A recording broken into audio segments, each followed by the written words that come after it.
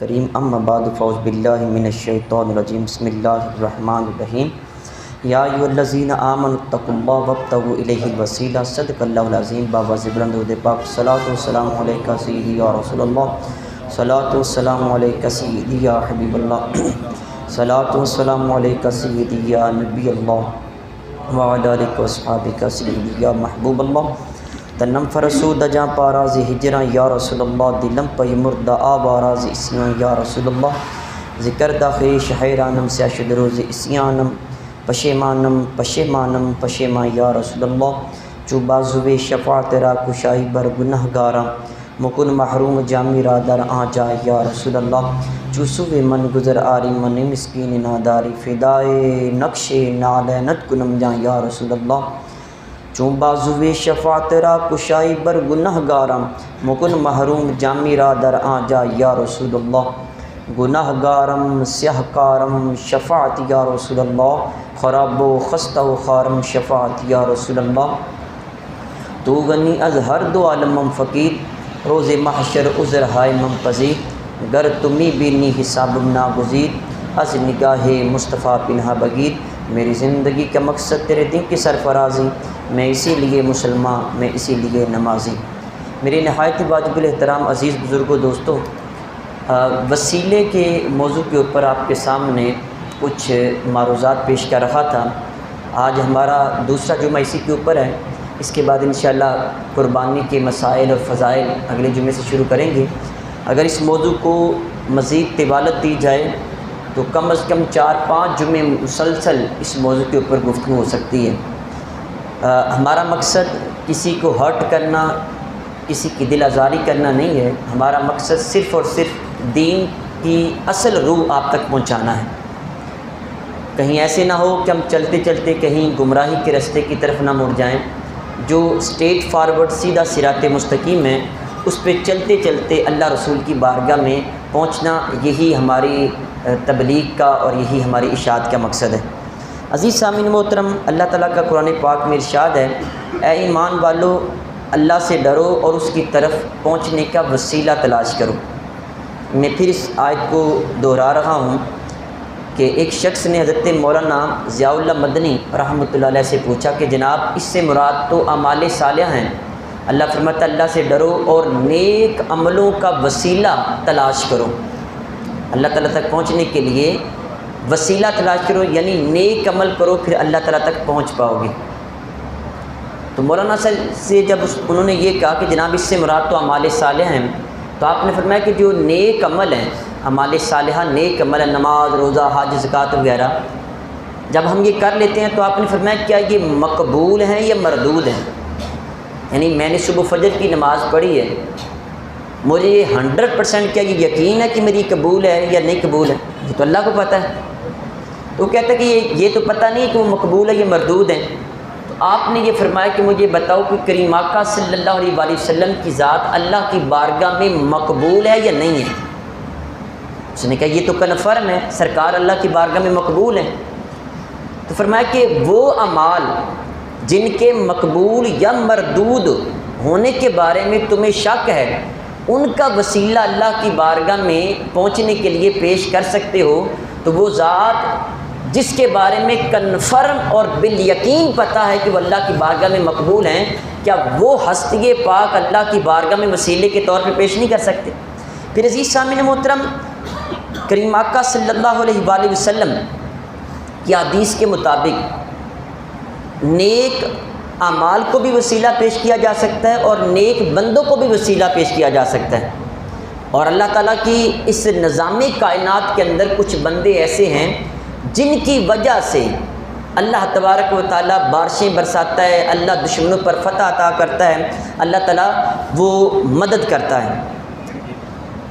آپ کے سامنے حدیثی فرض کرتا ہوں، حضرت مولا علی شیر خدا رضی اللہ تعالیٰ سے مروی ہے، کریم آقا صلی اللہ علیہ وسلم نے فرمایا الابدال یکونون بالشام وہم 40 رجلا۔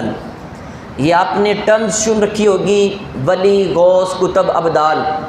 تو ابدال کے بارے میں کریم آقا صلی اللہ علیہ وسلم نے فرمایا کہ ملک شام میں 40 کے قریب ابدال موجود رہتے ہیں۔ کتنے ابدال موجود رہتے ہیں؟ 40 کے قریب اب بھی موجود ہیں۔ حضور علیہ السلام کے دور سے لے کر آج تک ایک لمحہ بھی 40 ابدالوں سے کم نہیں گزرا ہے، اور قیامت تک وہ 40 موجود رہیں گے۔ فرمایا کہ کلما مات رجل، جب ان میں سے کوئی ایک ابدال فوت ہو جاتا ہے، ابدل اللہ مکانہ رجلا، اللہ اس کی جگہ پہ دوسرے بندے کو مقام میں ابدالیت پہ فائز فرما دیتا ہے۔ اچھا، ان ابدال کا کام کیا ہوتا ہے؟ تو حضور صلی اللہ علیہ وسلم نے فرمایا کہ 3 کام ان کی وجہ سے اللہ تعالیٰ فرماتا ہے شام کے اندر، اور یہ رہتے شام میں دنیا کے اندر 3 کام ان کی وجہ سے ہوتے ہیں۔ فرمایا کہ یسقا بہم الغیث، ان کی وجہ سے بارشیں اللہ تعالیٰ برساتا ہے، یہ حدیث شریف کے لفظ ہیں، ان کے وسیلے سے اللہ بارشیں برساتا ہے۔ نمبر 2، وَيُنْتَصَرُ بِهِمْ عَلَى الْأَعْدَاءِ، دشمنوں کے خلاف اللہ فتح ان 40 ابدالوں کی وجہ سے عطا فرماتا ہے۔ نمبر 3، وَيُصْرَفُ عَنْ أَهْلِ الشَّامِ بِهِمُ الْعَذَابِ، اور اہل شام سے اللہ تعالیٰ انہی کے وسیلے سے، سبب سے وہ عذاب کو دور فرماتا ہے۔ عزیز سامعین محترم، بندوں کا وسیلہ تلاش کرنا اور بندوں کے وسیلے سے کام ہونا، یہ کریم آقا صلی اللہ علیہ وسلم کی احادیث سے ثابت ہے۔ پھر اس سے آگے چلیں، حضرت ابو درداء رضی اللہ تعالیٰ عنہ فرماتے، سرکار کا خود ارشاد ہے، فرمایا ابغونی فی ضعفائکم، فرمایا مجھے غریبوں میں تلاش کرو۔ اچھا، ضعفاء سے مراد 2 قسم کے لوگ ہیں، دونوں ہی ہو سکتے ہیں۔ ایک تو ضعفاء سے مراد وہ ہیں جو غریب ہیں، لاچار ہیں۔ ابھی میں ایک پروگرام سن رہا تھا جس میں بتا رہے تھے کہ پاکستان کی راؤنڈ اباؤٹ 25 کروڑ کے قریب آبادی ہے، 10 کروڑ ہماری آبادی ایسی ہے جو بلو پوورٹی لائن رہتی ہے، یعنی غربت کی لائن سے بھی نیچے ہے۔ مطلب یہ کہ ایک وقت کی روٹی کھاتے ہیں، دوسری وقت کی روٹی ان کو یقین نہیں ہوتا ہمیں ملے گی یا نہیں ملے گی، یہ ہمارے پاکستان کی حالت ہے۔ تو حضور صلی اللہ علیہ وسلم نے فرمایا مجھے غریبوں میں تلاش کرو۔ اور دوسرا اس سے مراد ضعفاء سے، کمزور سے غریب مراد یہ ہو سکتا ہے کہ وہ لوگ جو عبادت کر کر کے اللہ تعالیٰ کی بارگاہ میں فاقے کر کر کے اپنی نفس کشی کر کر کے کمزور ہو جاتے ہیں، فرمایا ان اللہ کے نیک بندوں اولیاء میں مجھے تلاش کرو۔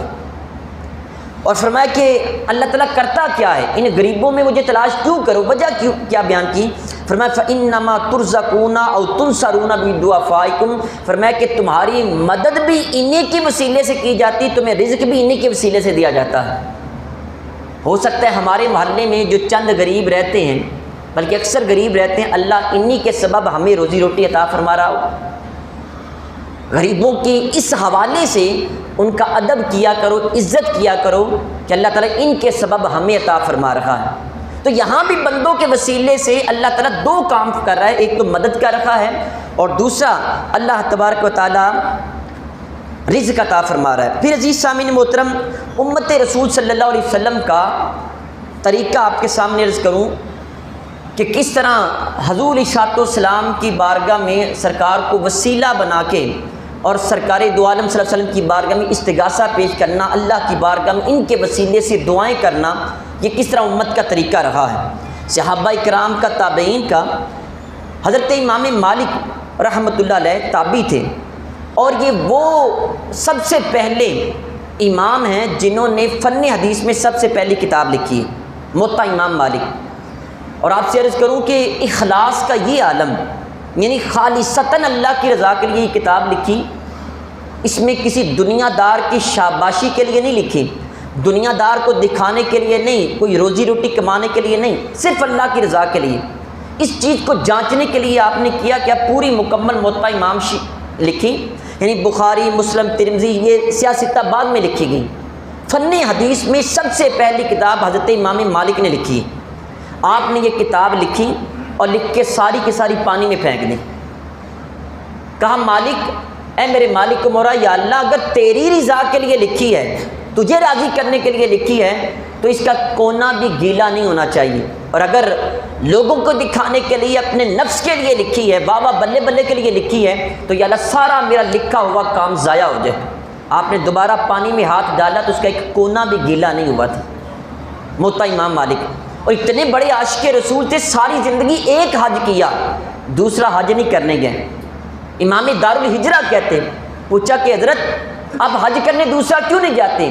کہا ایک فرض تھا کر لیا، ایسے نہ ہو کہ دوبارہ حج کرنے جاؤں، مدینہ سے دور جاؤں، مجھے وہاں موت نہ آ جائے گی، میں در رسول پہ مرنا چاہتا ہوں۔ مدینہ شریف کی گلیوں میں جوتا پہن کے نہیں چلتے تھے۔ حضرت وجہ کیا ہے؟ کہا یہاں کسی وقت میرے محبوب کے قدم لگے تھے، میں یہاں جوتا پہن کے نہیں چلتا، گھوڑے پہ سواری نہیں کیا کرتے تھے۔ رفع حاجت کے لیے مدینہ شریف کی حدود سے، حرم شریف سے باہر جایا کرتے، ایک قدم باہر رکھتے، اپنا رفع حاجت کہتے، فوراً مدینہ شریف کی حدود میں داخل ہو جاتے، کہیں مدینہ شریف سے باہر مجھے موت نہ آ جائے۔ یہی امام مالک رحمۃ اللہ علیہ مسجد نبوی میں بیٹھے ہیں، بنو عباس کے دوسرے خلیفہ منصور وہ وہاں پہ آیا، آ کے حضرت امام مالک رحمۃ اللہ علیہ سے کہنے لگا، سوال کیا، کہنے لگا جی بتائیں مجھے، میں یہاں حضور علیہ الصلوۃ والسلام کے در پہ ہوں تو خانہ کعبہ کی طرف چہرہ کر کے دعا کروں یا سرکار کے قبر انور کی طرف چہرہ کر کے دعا کروں؟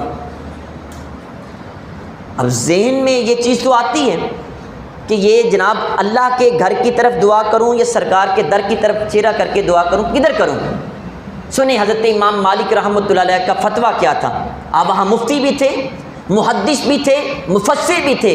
فتویٰ یہ دیا، کہا کہ اے خلیفہ منصور، تو اس در سے اپنا چہرہ کیسے موڑ سکتا ہے جس در پہ اللہ تعالیٰ نے، جس کی وجہ سے تمہارے جد امجد حضرت آدم علیہ السلام کی بھی توبہ قبول فرمائی اور جو تمہارے لیے بھی وسیلے کا کام کریں گے، تم اس در سے چہرہ کیسے پھیر سکتے ہو؟ حدیث شریف کے الفاظ ہیں ان کے یہ، لما تصرف وجہ کانہ وہو وسیلتک و وسیلت ابی کا آدم الی اللہ تعالی، فرمایا کہ تو اپنا چہرہ اس ہستی پاک سے کیسے پھیر سکتے ہو جو کہ تمہارا بھی وسیلہ ہے اور تمہارے ابا جان حضرت آدم علیہ السلام کا بھی اللہ کی بارگاہ میں پہنچنے کا وسیلہ ہے۔ بل استقبلہ، اپنا چہرہ قبلہ شریف کی طرف سے موڑ اور در مصطفیٰ کی طرف کر اور پھر دعا کر، واستشفی بہ، سرکار کی بارگاہ میں سفارش پیش کر، اللہ کی بارگاہ میں کہ میں حضور کی سفارش اللہ کی بارگاہ میں پیش کرتا ہوں، فیشفع اللہ فیک، اللہ تعالیٰ یقیناً ان کی تمہارے حق میں سفارش کو قبول فرما لے گا۔ تو یہاں سرکار دو عالم صلی اللہ علیہ وسلم کو وسیلہ پیش کر رہے ہیں۔ پھر عزیز سامعین محترم اس سے آگے چلیں کہ صحابہ کرام حضور علیہ الصلوۃ والسلام کی ذات تو بڑی دور کی بات، سرکار کے جسم اطہر کے ساتھ لگے ہوئے جو تبرکات تھے ان کو بھی وسیلہ بنا کے اللہ کی بارگاہ میں دعائیں کرتے، التجائیں کرتے اور دعائیں پوری کروایا کرتے تھے۔ حضرت خالد بن ولید رضی اللہ تعالیٰ عنہ، ان کا لقب ہے سیف اللہ، اللہ کی تلوار۔ 100 سے زیادہ جنگیں آپ نے لڑیں، اگر آپ 20-25 لوگ لے کے بھی چلے گئے تو آگے ہزاروں کا مجمع ہوتا تو اللہ فتح عطا فرماتا۔ اللہ کی تلوار ٹوٹ نہیں سکتی ہے، ان کو شکست نہیں ملی۔ 100 سے زیادہ جنگیں، پورے جسم کا کوئی بھی ایسا حصہ نہیں تھا جہاں کوئی زخم کا نشان نہ ہو۔ جب دنیا سے جانے لگے تو بستر مرگ پہ پڑے تھے، کہا لوگوں اگر تلواروں کے سائے میں موت ہوتی تو خالد بن ولید کو میدان جنگ میں موت ضرور آ جاتی۔ بزدل اور ڈرپوک نہ بنا کرو، موت جب آنی ہے تو اسی وقت آنی ہے، اس سے ایک لمحہ پہلے ایٹم بم سے بھی نہیں آ سکتی ہے۔ تو حضرت خالد بن ولید رضی اللہ تعالیٰ عنہ جس جنگ میں بھی جاتے آپ کو فتح ملتی۔ آئیں اس کی وجہ کیا تھی، سنیں حضرت خالد بن ولید کا عقیدہ کیا ہے۔ آج یار لوگ یہ کہہ دیتے ہیں کہ آپ نے سرکار کے کسی وسیلے سے دعا کر لی تو پتہ نہیں کیا سے کیا ہو جائے گا، لگائیں فتویٰ صحابہ کرام کے اوپر۔ حضرت خالد بن ولید رضی اللہ تعالیٰ عنہ کے بارے میں حضرت جعفر بن عبداللہ بن حکم مجموع الزوائد میں فرماتے ہیں، کہتے ان خالد بن الولید فقد قلنسوۃ لہ یوم الیرموک، جنگ یرموک میں آپ کی ایک ٹوپی گم ہو گئی۔ فقال اطلبوها فلم یجدوها، آپ نے اپنے ساتھیوں سے کہا، سپہ سالار تھے، فرمایا کہ میری ٹوپی تلاش کرو۔ فلم یجدوها، ان کو نہ ملی۔ آ کے عرض کیا جناب ہمیں ٹوپی نہیں ملی ہے۔ آپ نے پھر کہا اطلبو، جا کے تلاش کرو، اس کے بغیر گزارا نہیں چلے گا۔ فوجدوها، انہوں نے ٹوپی دوبارہ جا کے تلاش کی تو ٹوپی مل گئی۔ فاذا ہی قلنسوۃ خالقۃ، جب ٹوپی لے کے آئے تو وہ بوسیدہ سی ٹوپی تھی، یعنی میلی کچیلی وہ ٹوپی تھی، وہ کوئی لوہے کی نہیں تھی کہ جس کی وجہ سے تلوار کا وار رک جاتا یا بندے کی کوئی حفاظت ہوتی، وہ عام سے کپڑے کی ٹوپی تھی۔ اور تھی بھی وہ پرانی سی، خالقتاً پرانی بوسیدہ حالت تھی اس کی۔ فقال خالد، جب حضرت خالد بن ولید کی بارگاہ میں لوگوں نے اعتراض کیا کہ سامنے دشمن آنکھیں دکھا رکھا ہے اور آپ کو ٹوپی کی پڑی ہے، اس میں کون سی خاص بات ہے؟ تو حضرت خالد بن ولید نے پھر عقدہ کھولا، پھر گانٹھ کھولی، پھر بتایا، فرمایا سنو لوگو اس ٹوپی میں خاص بات کیا ہے؟ فرمایا اعتمر رسول اللہ صلی اللہ علیہ وسلم، سونے مدینے والے صلی اللہ علیہ وسلم عمرہ فرما رہے تھے، فحلق راسہ، سرکار نے اپنا سر مبارک منڈوایا۔ آپ کو پتہ ہے عمرے پہ جب جائیں تو سر منڈوایا جاتا ہے، کہتے سرکار نے اپنا سر منڈوایا۔ فابتدر الناس جوانب شعرہ، جب دائیں بائیں پیچھے سے بال سرکار نے اتارے تو صحابہ اکرام نے آگے ہاتھ بڑھا لیے حضور کے منہ مبارک، منہ کہتے ہیں عربی میں، فارسی میں بال کو، اس لیے منہ مبارک کہتے ہیں، تو سرکار کے بال صحابہ نے اپنی ہتھیلیوں پہ لینا شروع کر دیے۔ حضرت خالد بن ولید کہتے ہیں فسبقتهم الى ناصیتی، جب سرکار اپنے ماتھے سے بال اتارنے لگے تو میں نے بھی اپنے ہاتھ آگے بڑھا دیے، سرکار کے کچھ بال میرے ہاتھ پہ آ گئے۔ فجعلتها فی هذه القلنسوۃ، کہا کہ وہ بال میں نے لیے، یہ جو ٹوپی تم تلاش کر کے لائے ہو اس ٹوپی کے اندر میں نے سلائی کر لی ہے، اس کو، ان ٹوپی کے اندر سرکار کے منہ مبارک ہیں۔ اب عقیدہ سنیے گا، حضور علیہ الصلوۃ والسلام کی ذات کو وسیلہ بنانا تو بڑی دور کی بات، سرکار کے جسم کے ساتھ لگے ہوئے جو اعضاء ہیں، تبرکات ہیں، ان کے بارے میں صحابہ اکرام کا عقیدہ کیا تھا؟ حضرت خالد بن ولید کہتے فلم اشہد قتالا، جب صحابہ نے اصرار کیا کہ اس میں کون سی خاص بات ہے، بال مبارک ہیں تو اس میں آپ کو فائدہ کیا ملتا ہے؟ کہتے سنیں، فلم اشہد قتالا وہی معی الا رزقت النصر، فرمایا کہ قسم بخدا یہ ٹوپی لے کر میں جس جنگ میں بھی گیا اللہ نے مجھے فتح عطا فرمائی ہے، اس ٹوپی کی برکت سے اللہ نے مجھے فتح عطا فرمائی ہے۔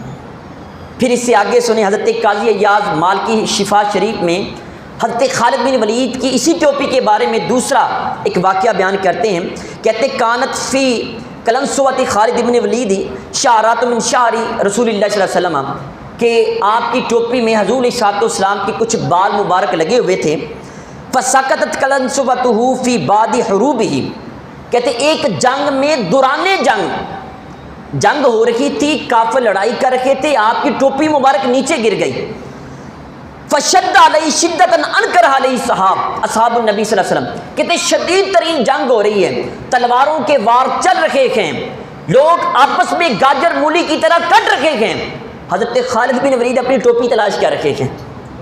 صحابہ کرام کو بڑا عجیب لگا کہ دشمن حملہ آور ہو چکا ہے اور آپ اپنی ٹوپی تلاش کریں، جنگ کے اندر میدان جنگ میں تلاش کر رکھے ہیں۔ تو حضرت خالد بن ولید رضی اللہ تعالی عنہ جب آپ سے اس کا سبب پوچھا گیا کہ اس کی وجہ کیا ہے، فرمایا کہ اس کی وجہ یہ ہے میں نے اس لیے وہ ٹوپی تلاش کی کہ اس میں سونے مدینے والے صلی اللہ علیہ وسلم کے منہ مبارک لگے ہوئے تھے، اور میں نہیں چاہتا تھا کہ مشرکوں کے ہاتھوں میں حضور علیہ الصلوۃ والسلام کی وہ برکت والے بالوں کی ٹوپی ان کے ہاتھ میں لگ جائے، اس لیے میں نے یہ ٹوپی سرکار دو عالم صلی اللہ علیہ وسلم کی کا خیال کیا ہے۔ عزیز سامعین محترم، اس سے آگے چلیں، مسلم شریف کی، بخاری شریف کی روایت ہے، حضرت ام سلمہ رضی اللہ تعالی عنہا کا اور صحابہ کرام کا عقیدہ سنیں اس کے بارے میں، وسیلے کے بارے میں۔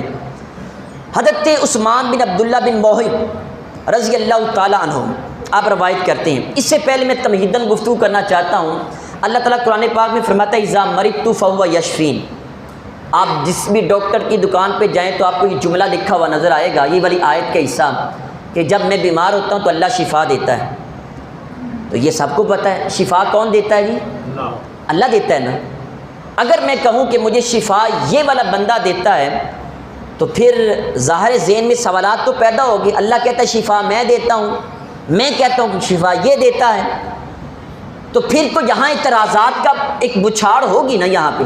لیکن آئیں صحابہ کرام کا عقیدہ آپ کو بتاؤں، حقیقتاً یاد رکھیں مدد اللہ کرتا ہے، شفا اللہ دیتا ہے، درمیان میں اگر کوئی بندہ وسیلہ بن جائے تو وہ عقائد اسلامی کے خلاف نہیں ہے، عین اسلام کے مطابق ہے، اور عین صحابہ کرام کے عقیدے کے مطابق ہے۔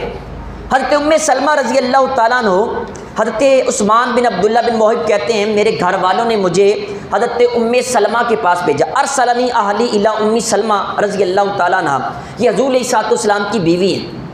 میرے گھر والوں نے مجھے ایک پیالے میں پانی دیا اور دیکھ کے حضرت سلمہ کے گھر بھیج دیا. کہتے میں نے جا کے دروازہ نوک کیا. ان کے گھر میں کوئی بندہ بیمار تھا.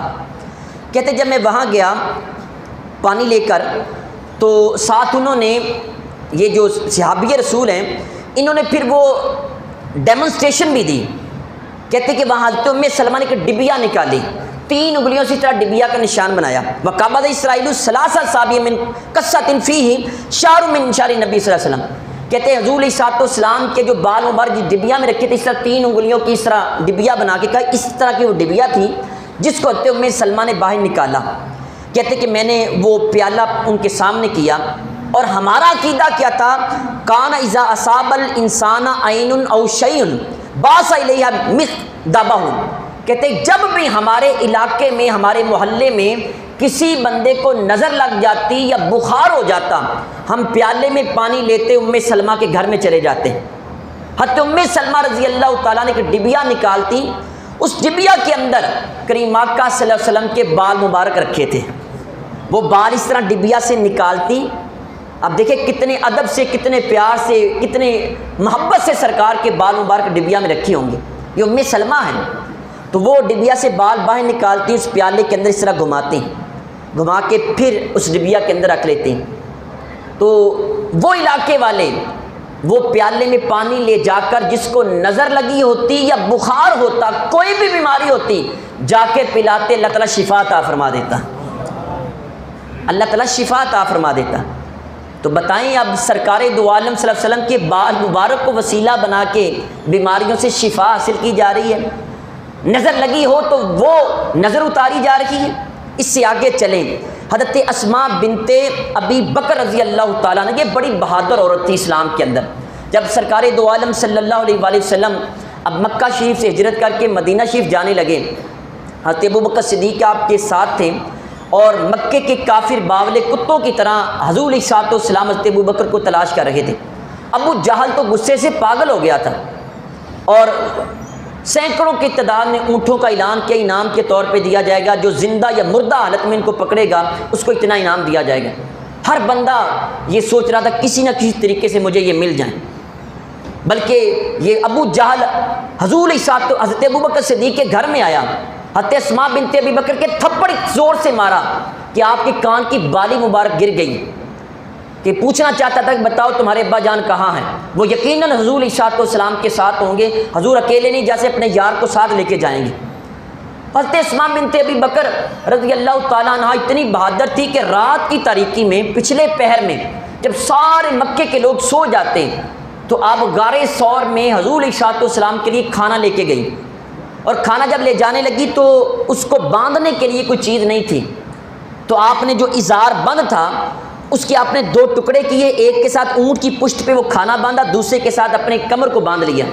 تو جب سرکار کی بارگاہ میں چھپتی ہوئی وہ پہاڑوں سے وہ یعنی جو ویران جگہ ہیں ان سے ہوتی ہوئی جب سرکار کی بارگاہ میں گئی, سرکار نے دیکھا کہ انہوں نے اپنے ازار بند کے 2 ٹکڑے کر کے ایک ساتھ کھانا باندھا, دوسرے کے ساتھ کمر کو باندھ لیا ہے. حضور نے ان کو لقب دیا ذات النطاقین, 2 کپڑوں والی, 2 پٹیوں والی, 2 ازار بندوں والی. یہی حضرت اسماء بنت ابی بکر رضی اللہ تعالی عنہ یہ کیا بیان کرتی ہیں, کہتی ہیں کہ سرکار دو عالم صلی اللہ علیہ وسلم کے ان کے پاس ایک جبہ تھا. کہتی ہے ہذہ جبۃ رسول اللہ صلی اللہ علیہ وسلم, لوگوں یہ حضور علیہ السلام کا جبہ ہے, کرتا مبارک ہے, قمیض ہے سرکار دو عالم صلی اللہ علیہ وسلم کی.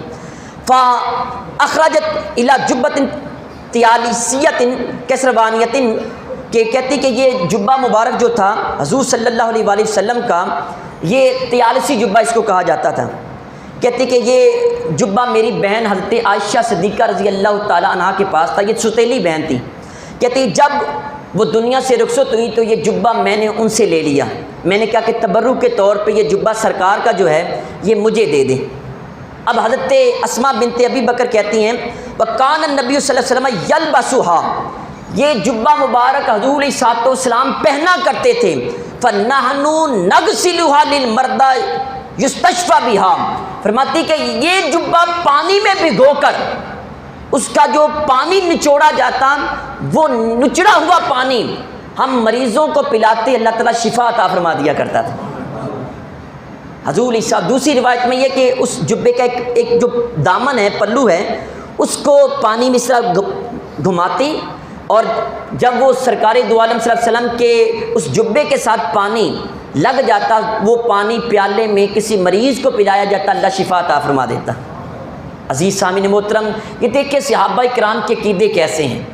سرکار کے بالوں سے شفا حاصل کریں، وسیلے کے طور پہ اللہ کی بارگاہ میں پیش کر رہے ہیں، حضور کے جبے مبارک پیش کر رکھے ہیں۔ کہیں بارش نہیں ہوتی تو حضور علیہ الصلوۃ والسلام کے در پہ جا کے عائشہ فرماتی اوپر سے سرکار کے جو گنبد خضرا ہے وہاں سے سوراخ کر دو، آسمان اور سرکار کی قبر کے درمیان فاصلہ نہ رہے، اللہ بارش عطا فرما دیتا ہے۔ عمر فاروق اعظم کے دور میں بارش نہیں ہوتی ہے تو حضور علیہ الصلوۃ والسلام کسی صحابی کو خواب میں ملتے، جا کے فرماتے ہیں کہ جاؤ تم نے میرے وسیلے سے دعا کی ہے، عمر کو جا کے بتا دو اللہ بارش عطا فرما دے گا۔ آج لوگ یہ کہتے ہیں سرکار کے وسیلے سے دعا نہ کی جائے، کیا کریں، حضور کے در پہ جا کے دعا ضرور کیا کریں۔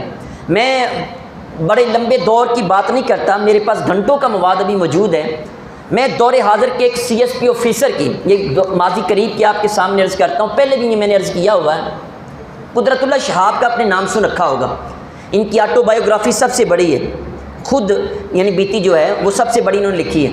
بڑے کمال کے یہ بندے تھے، وہ خود یہ بیان کرتے کہتے کہ میں ایک علاقے میں، ہم کچھ دوست جو ادبی لوگ تھے وہ سیر کرنے کے لیے گئے، تو جمعے کا وقت تھا تو ہمیں کوئی مسجد نہ ملی، دیکھا وہ پہاڑ کے نیچے مسجد، ہم وہاں پہ چلے گئے تو کہتے وہ پرانے دور کے کوئی مولوی صاحب وہ گفتگو کر رہے تھے، ان کی گفتگو کا کوئی تار میل نہیں تھا، ایک بات ادھر سے پکڑی کہ ادھر سے پکڑی، کہتے دوران گفتگو وہ ہم نے گفتگو سنتے سنتے انہوں نے ایک واقعہ بیان کیا، اور واقعہ اس درد بھرے انداز میں بیان کیا یا ہمیں بڑا اچھا لگا، وہ یہ تھا کہ کریم آقا صلی اللہ علیہ وآلہ وسلم کی بیٹی حضرت سیدہ کائنات فاطمہ الزہرا رضی اللہ تعالی عنہا کے پاس لوگ آتے، جب ان کی کوئی بات سرکار کی بارگاہ میں منوانی ہوتی ہے، آپ سیدہ کائنات کے در پہ آتے، آپ حضور علیہ الصلوۃ والسلام کی بارگاہ میں جا کے کہتے ابا جی یہ کام اس صحابی کا کر دو، تو سفارش کرتے حضور قبول فرما لیتے۔ تو انہوں نے کہا کہ 2 نفل پڑھیں، اور پڑھ کے سجدہ کائنات کی روح کو اصال کر کے پھر ان کی بارگاہ میں یہ سفارش کریں کہ سرکار کی بارگاہ میں دعا کر دیں، سفارش کر دیں تو یقیناً کام ہو جائے گا۔ میں خود پریکٹیکل کیا، الحمدللہ میرے کام ہوئے۔ تو قدرت اللہ شہاب کہتے میں آیا، میں نے 2 نفل ادا کیے، کرنے کے بعد میں نے یہ دعا کی، تو کہتے کہ میرے بڑے بھائی نے جرمن میں شادی کی تھی انگریز عورت سے، وہ مسلمان ہو چکی، بڑی نیک تھی، تو سیدہ کائنات رضی اللہ تعالی عنہا ان کو خواب میں ملی، یہ قدرت اللہ شہاب کی اس کتاب کے اندر موجود ہے۔ تو کہتے کہ وہاں سرکار دو عالم صلی اللہ علیہ وسلم کی بیٹی حضرت فاطمہ الزہرا ان کو ملی، انہوں نے یہ کہا کہ قدرت الشہاب اس لائن کا بندہ تو نہیں تھا، لیکن جب اس نے سفارش کی ہے، ہم نے ابا جان کی بارگاہ میں، وہ انگلش کی ورڈنگ موجود ہے وہاں پہ، ابا جان کی بارگاہ میں میں نے سفارش کر دی ہے، اللہ تعالیٰ ان کا کام ضرور کر دے گا۔ اب وہ کہتے ہیں کہ مجھے جس چیز کی ضرورت تھی، میں روحانیت کی لائن پہ چلنا چاہتا تھا، اللہ تعالیٰ نے ساری راہوں کو میرے لیے کھول دیا۔